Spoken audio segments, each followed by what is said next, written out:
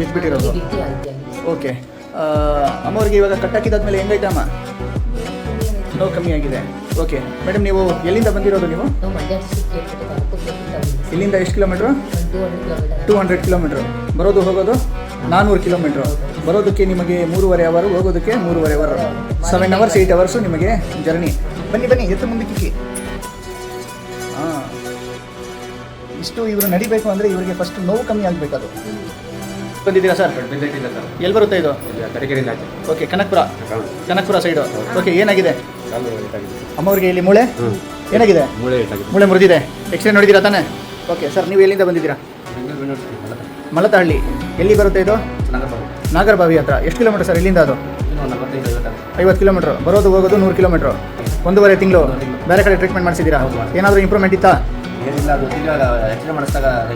ಹಂಗೆ ಬಂದೈತೆ ಅಂತ. ಓಕೆ, ಟೋಟಲ್ ಎಷ್ಟು ಕಟ್ ಹಾಕಿಸಿದ್ರಿ ಅಲ್ಲಿ? 6 ಕಟ್ ಹಾಕ್ಸಿದ್ರಿ.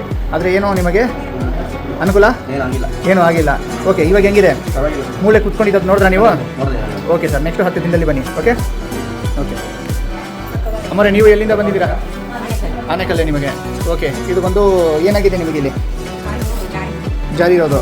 ಓಕೆ, ಇವತ್ತು ಹಾಕ್ತಾ ಇರೋದು ಫಸ್ಟ್ ಕಟ್ಟು. ಓಕೆ.